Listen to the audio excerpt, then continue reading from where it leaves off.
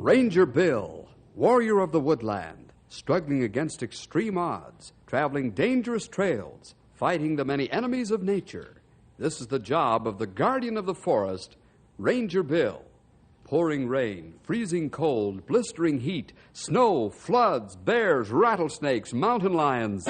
Yes, all this in exchange for the satisfaction and pride of a job well done.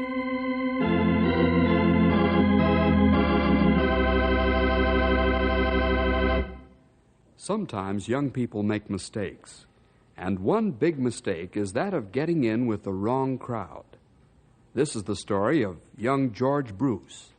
It's a story of how George made a very serious mistake and was sent away for a while to think about it.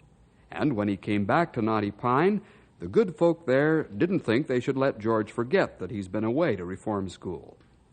It's also a story of how Ranger Bill tried to help young George make the grade, and then got in the middle of what looked like a double cross. But let's go back a couple of months and look inside the office of the principal of the reform school. He's talking to young George Bruce. Now, George, you're going back out into the outside world to try to live a normal life again. Yes, sir. You got to try hard, my boy. It isn't going to be easy. Too many folks know about you, and well, they don't forget. Yes, I know. You know, society is very quick to call for punishment on the heads of those who make mistakes. But sometimes they're slow in offering a helping hand to those who've paid for their mistake. Well, I'll try my best to make the grade, sir. I don't want to come back here, ever. That's the spirit. I don't want you to come back either. This is one place where I don't extend a return invitation. Well, goodbye, George. Goodbye, sir. And thanks for helping me. That's quite all right, son. Keep your chin up and look 'em square in the eye. You've nothing to be ashamed of.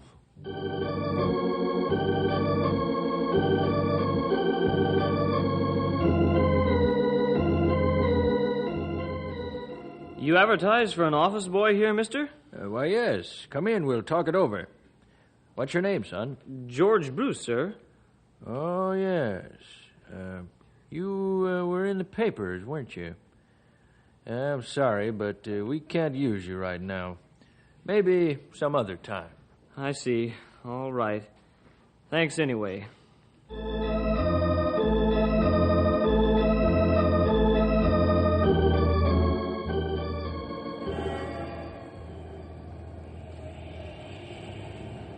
Say, mister, you advertise for a gas station assistant? Yep. Want the job? Yes, sir. Yeah, you look like a strong, intelligent lad. Not afraid of work, are you? Oh, no, sir. All right. When can you start? Right now, if you want me to. Okay with me. Grab a rag and get them coveralls on over there. Sure, right away, mister. Or say, what's your name? My name's George. George what? Did you have a last name? Yes, it's Bruce. George Bruce, eh? Oh, say, you ain't the kid that just got out of reform school, are you? Yes, sir, I am. Oh, I'm sorry, boy. No job. Bad for business to have you around here. Got to think of a business.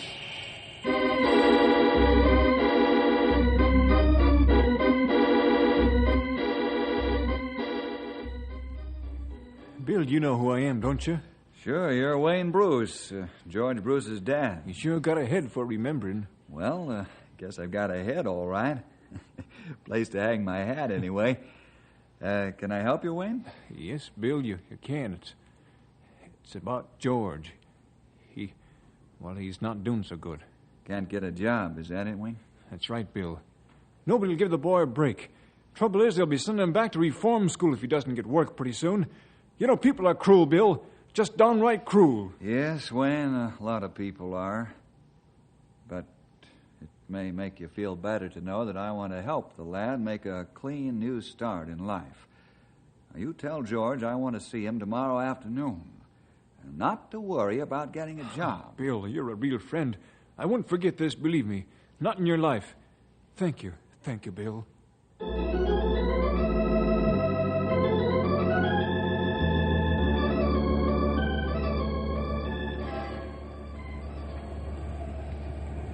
Hey, Bill, wait up, will you? Sure thing. What do you want, Cal? Where you been keeping yourself, boy? Haven't seen you for a coon's age. The question is mutual. I guess the sheriff leads a busy life just like the Rangers, eh? Boy, you're not joking. Right now I'm checking on the Bruce lad. See if he's behaving himself. George Bruce? You needn't worry about George. The boy hasn't been able to find work yet, but that won't be for long. I'm going to talk to a friend of mine about giving the fella a job. Wasting your time, Bill. Once these kids turn bad, they stay bad. I've seen it happen too often. Yeah, maybe you have, Cal. The thing is, I never see anybody giving these fellas a hand. Oh, we all make mistakes. Some make worse mistakes than others, that's all. They need help to get on their feet. But nobody wants to help them. Now, look, Bill, you take it from me. I know about these things. As sheriff, I've seen a lot of them come out of reform school, and they always go back.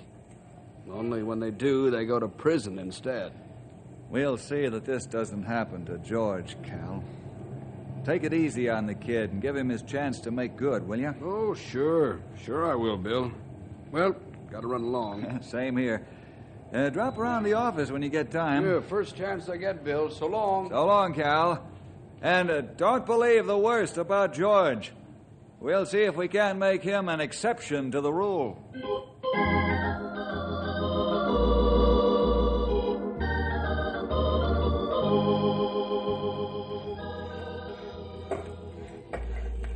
Hello, Frenchie. How you doing, big fella? Oh, Bill, my friend. It is so good to see you. That's good to see you, too, Frenchie. How you doing? Still cutting them down to your size? Oh, Frenchie, he always swings the odds. What you say, the bigger they are, the harder they fall. Say, by the way, you come up on the social visit or business? Well, a little of each. Mostly business, Frenchie. Yeah, and what kind of business you want with Frenchie? You buy timber? No, Frenchie. I want to build some. What you mean, Bill? Frenchie, there's a young friend of mine. Name is George Bruce. George got into a little trouble a while back. Made a mistake, but he's paid for it. Now he's trying to start over again. Only the folks in town won't give him a break. He just get out of reform school? Yes, a couple of months ago. And he hasn't been able to land a job yet. How about it, Frenchie? You give this boy a break? I'll vouch for him. Oh, you no need vouch for him, Bill. Frenchie, remember when he not so hard himself some time ago now. Bring the young fella around. Frenchie, do shall give him job and give him good name again. Thanks, Frenchie. You're an understanding man. If the world had more people in it like you, it would be a lot happier place to live in. I'll bring the boy up in the morning.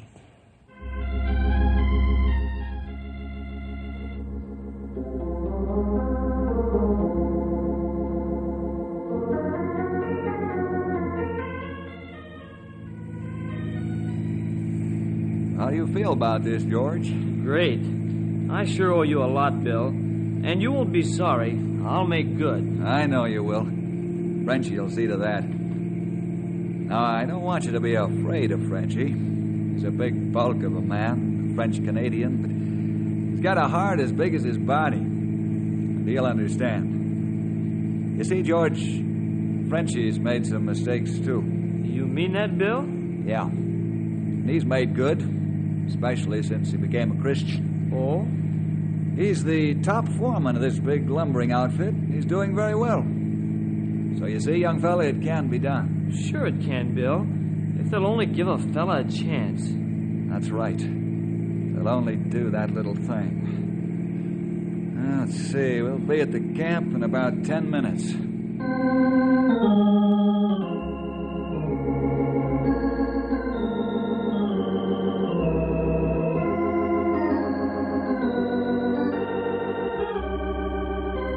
I'm glad Bill helped young George Bruce. It makes big difference, all right. Yeah. The way these people in town act, they'd just as soon send him back to reform school. Tom, we ought to send some of them pumpkin heads off the clink. Maybe they wouldn't be so snooty when they got out.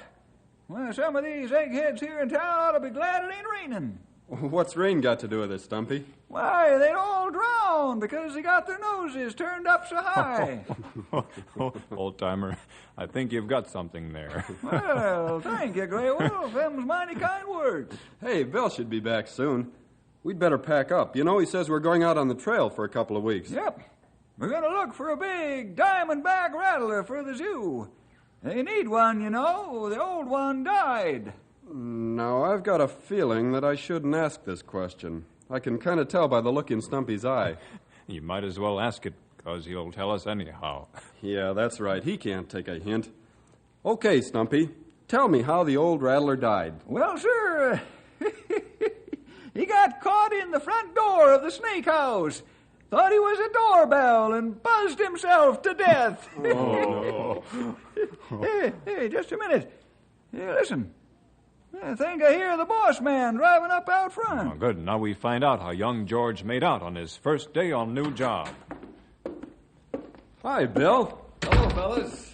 How's Trent? What's the good news about George, Bill? Well, it's all good, I'm happy to say. He's doing fine, even better than I expected. Great. Yes, sir, it sure is. Just shows that if you have faith in human beings, they won't let you down. That is, the Lord's guiding them.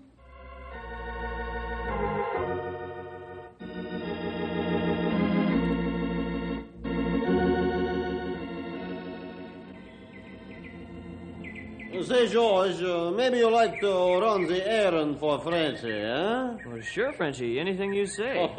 That is a good boy.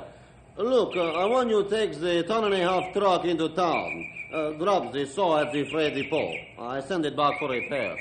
Anything else you want me to do? More work, eh? You can do something else. Go over to the bank and pick up the payroll on your way back. You mean me? You trust me with the payroll, Frenchie? Oh, you tell Frenchy why not. Frenchy trusts you. The big boss, he trusts you. You bring the payroll back, huh? Oh, sure, Frenchie, sure. Is there much money? $2,500 in the manila envelope. Whew, that's a lot of money. Maybe I should have protection. Maybe you'd like to take the Count Muscat along, huh? Well, sure, I'll take Blackie along. That's a good idea. Here, Blackie.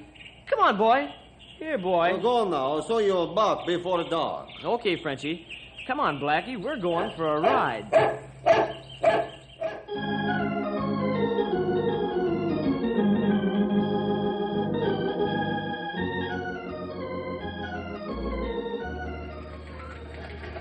Well, here's the lumberjack's payroll, young fella. $2,500. Wow, that's a lot of money, isn't it? That's right. Now, I'll put the money in this heavy manila envelope and seal it, okay?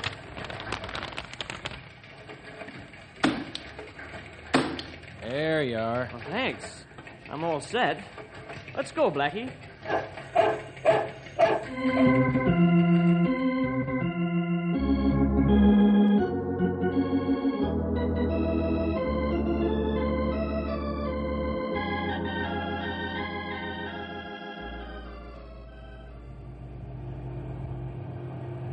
Some pretty bad downgrades going back to camp, Blackie, old fella. I sure hope the brakes in this truck are okay. Well, we ought to be back to camp in about half an hour. Say, I'd better slow up for that turn. Hey, this isn't funny. Say, what's wrong? I can't slow down. The brakes. Here, I'll try the emergency. Blackie, we'll never make that turn down there. We'll go off the road, sure. Come here, pup. You can't go out through the windshield. Hold it. We're going to crash.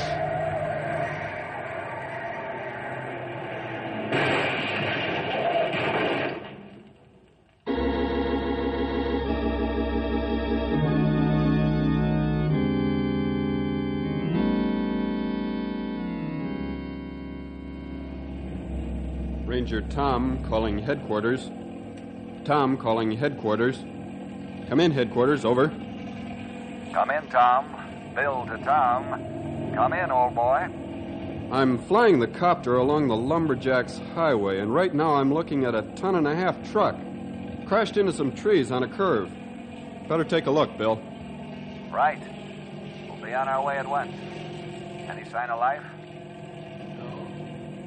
No, not a sign.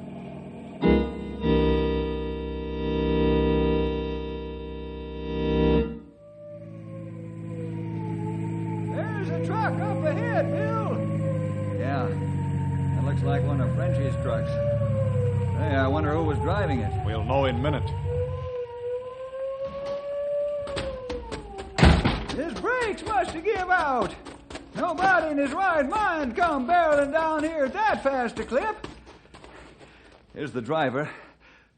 Why, it's George. Get a crowbar out of the truck, Stumpy, and we'll pry this door open and get him to the hospital.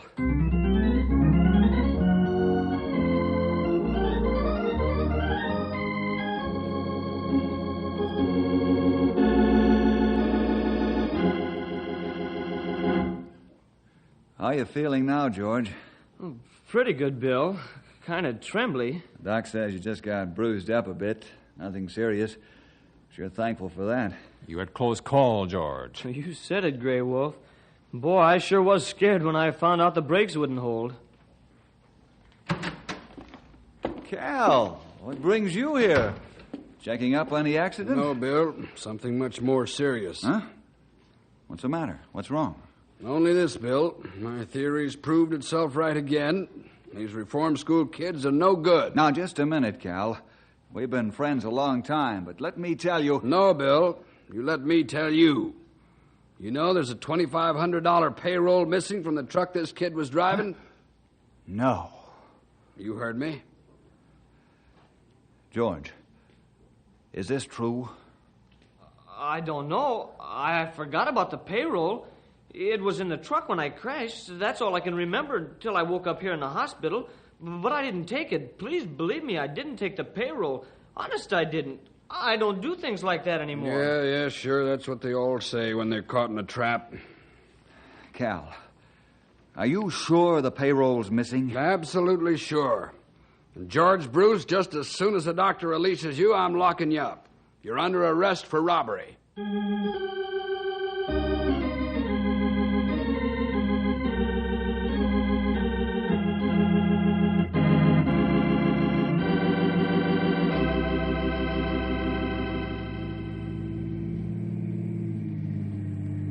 All right, fellas. Now let's get out and search the whole area around the smashed truck. We've got to find that money. Or that kid's headed if we don't. Yeah. Hey, this is going to take some looking, young feller. There must be 1,000 places that money could be. And every nook and cranny's been gone over already. Not true. Manila envelopes shouldn't be hard to find this time of year. Let's work out from around the truck into an ever-widening circle. Search for about 200 yards around.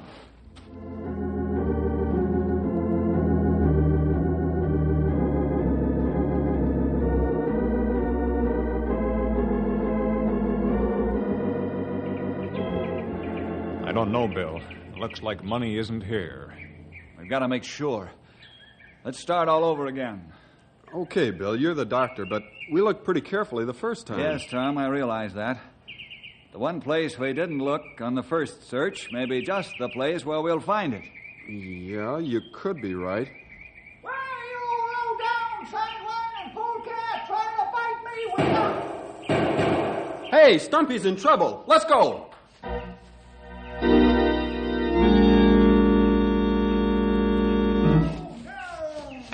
Stumpy, what matter? What you shoot? I shot this here side-winded copperhead. Trying to use my hand for a pincushion, ornery critter. Look at the size of that copperhead. You don't see them that big usually. I'll say not. You were fortunate, Stumpy. They don't give any warning before they strike. Their body coloring perfect for this time of year. Yeah. Well, this one will have to get along without his head for the rest of his life. Come on, fellas. One more careful search, and then we'll head back to town. I want to go over to the jail and have another talk with George.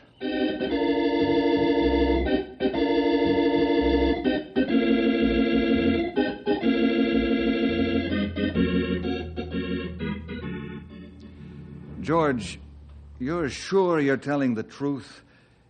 You wouldn't let me down, would you? Please believe me, Bill. I didn't take the money, and I don't have the slightest idea where it is. I guess you didn't find it either, did you? No, young fellow, we didn't. We didn't leave a stone, stick, rock, or log unturned. I'm certain now that the money's gone. Well, it looks pretty bad, doesn't it? Yes, George, I'm afraid it does look bad for you. All the evidence points one way. And the worst fact of it all is that only you and Frenchie and the paying teller knew you had the money. Oh, if only I hadn't been knocked unconscious. Yeah. Well, there's only one thing you can count on. Well, what's that? I believe you. And I won't rest until I find out where that money went.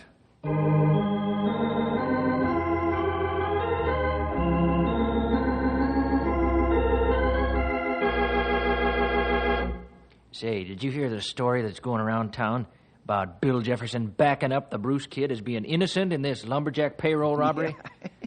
I think that ranger's crazy. He'll only get himself in bad trying to defend that boy.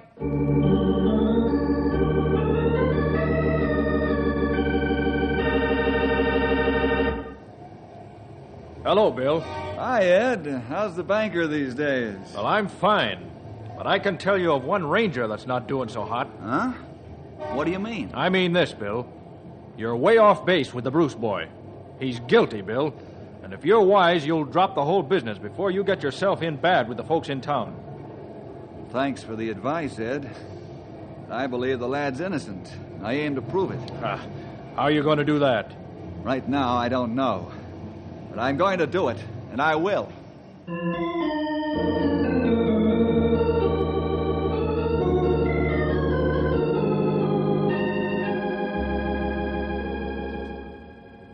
You know something, fellers? I'm just a mite bit worried about Bill. I think he's jumped on the wrong wild horse this time, and he's liable to get throwed. I think maybe you're right, Stumpy. Now, wait a minute. Bill's never wrong about one thing, and that's his judgment of human nature. No, that's right, but, young feller, a man has to be wrong sometime in his life, and I'm beginning to believe this is it. I'm afraid Stumpy right, Tom. After all, look how carefully we searched the area of crash and found nothing. George says he was knocked out all time until we got there. He could be stalling behind good excuse like that. No, I don't agree with you. There's some other answer to this whole thing. An easy answer, maybe. But where it is, I don't know. I don't either, Tom. But I'm going to find it. Now, Bill. Bill. Hey, how'd you get in here, Bill? I didn't hear the door open, and I ain't deep yet. I reckon you heard what we said. Yes, fellas. I can't say that I blame you very much. Only I'm sorry you don't have more faith in George. Well, I hope we're wrong, Bill. But it's beginning to look like George took the money. Hey! Carl, what's the matter? What's the matter? Look at this newspaper and you'll see what's the matter. Huh? Great Scott. Look at those headlines. They're really out to get me, aren't they? Well, you're the whole front page. Everybody wants to know what's wrong with Ranger Bill Jefferson. This proves it, fellas. Proves what, Bill? We've got to find that missing money. And remember, in this country, a man's innocent until he's been proved guilty.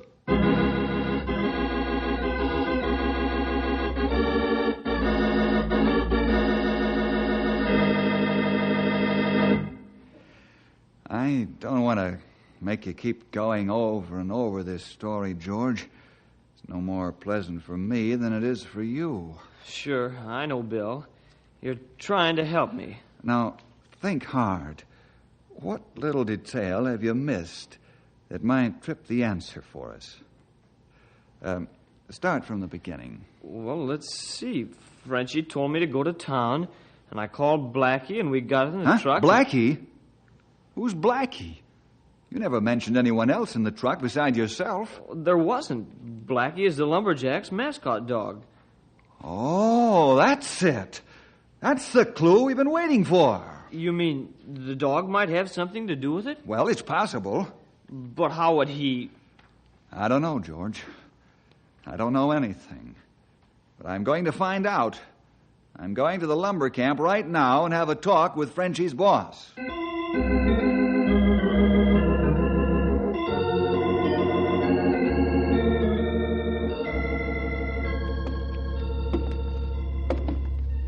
You've got a lot of nerve, Bill. You and my big-hearted foreman. Why, if he wasn't so essential to my operation, I'd fire him right now. Not only have you been responsible for the loss of my payroll, but you want me to take part in some crazy harebrained stunt. Well, are you through ranting and raving now, Jim? I'm sorry. What are friends for unless they understand one another, huh? You haven't hurt my feelings just because you let off some steam. I'm glad you did let it off in front of me because I understand how you feel. You really mean that, don't you? Yes, I do. Then that rates you my cooperation. Let's get the dog and make the test. Wonderful. Now, you say the dog is taking messages back and forth from time to time. Then this has got to work. Now, here's a manila envelope, just like the one the bank teller put the money in. Okay, let's go. You get the idea, don't you, Jim? Just take the dog to the scene of the crash, put the envelope in his mouth, and see where he goes. Mm-hmm, if you want it that way. Sounds crazy to me.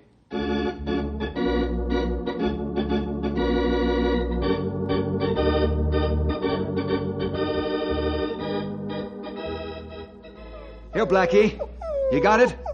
Atta boy. Great Scott, Bill. You may be right. He's heading right for the camp. What'd I tell you?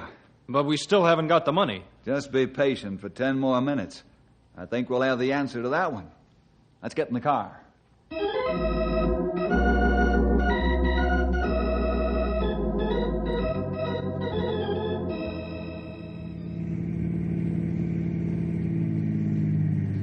Well, here we are, Jim. Bill, I can't believe it's that simple. Well, maybe not. There's a kennel right over here. Blackie. Give me that envelope, Blackie. Come on, boy. Atta boy, thank you. Well, there's one envelope, Jim. That's the one we just gave him. It's empty. Yeah, I know. Blackie, the other envelope. Come on, boy. Bring it out here. Come on, boy. Atta boy. Well, Jim, there we are. The lost payroll. Bill, that's wonderful. Oh, the most beautiful $2,500 you ever saw. Jim, there's something more wonderful than that. The reputation of an honest boy.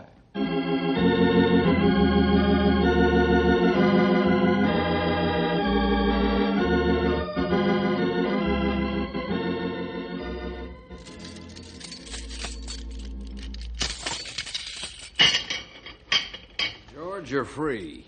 And let me be the first to apologize for being a stubborn fool. It's all right, Sheriff. You were only doing your job, I guess. Come along, son. Let's go home. Sure, Dad, but just a minute, please. All right, son. Bill, I want to thank you for all you've done for me. You've proved to me that it pays to be honest and straightforward. You've shown me that the truth always wins out in the end.